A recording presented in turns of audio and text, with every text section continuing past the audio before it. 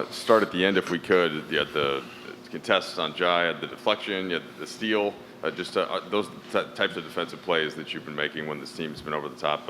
How are you seeing that evolve this year and fitting in with the rest of the roster?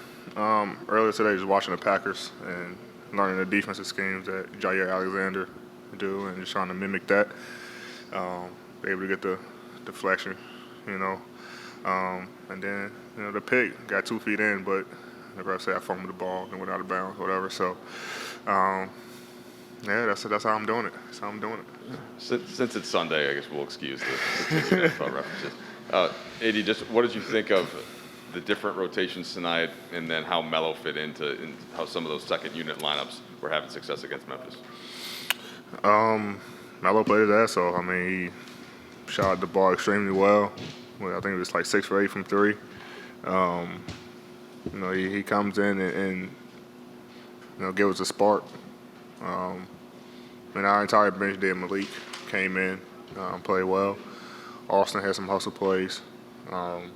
We just got to continue to, play with a sense of urgency. I think we did. Tonight we had, some possessions where we got, caught off guard and they made some plays. Ja got hot, but we had a little bit of problem with offensive rebounding.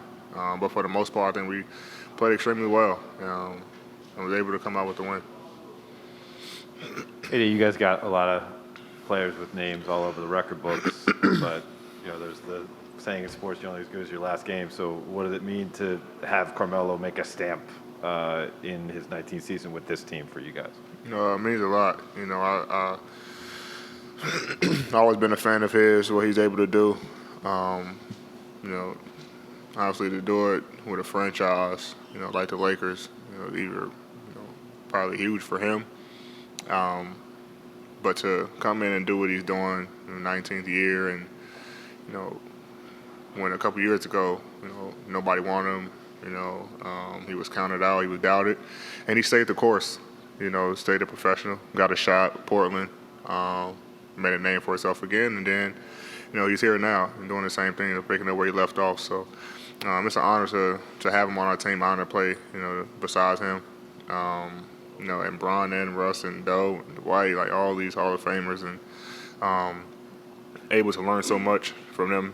Besides Bron and Doe and Russ and Dwight and all these guys, he's in my ear the most, just always, telling me little pointers and little things to help me. So he's been great for us so far, and I know he's going to be great for us all year.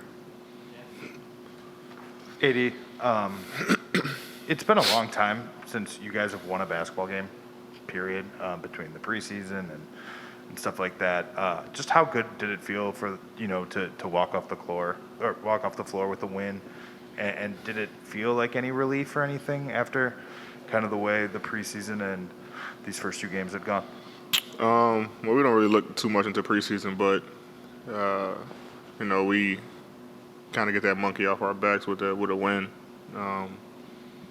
We're going into a road trip, where we feel like we can get both these wins too. And just kind of start going from there. Let this win be a momentum booster for us. These next, 10 games, we take it 10 games at a time, and try to have a winning record out of 10 games. So let this be a momentum booster where we can, keep going and let this guy keep shooting threes. You ready? Oh, yeah, they my family looking for me. I'll take one more.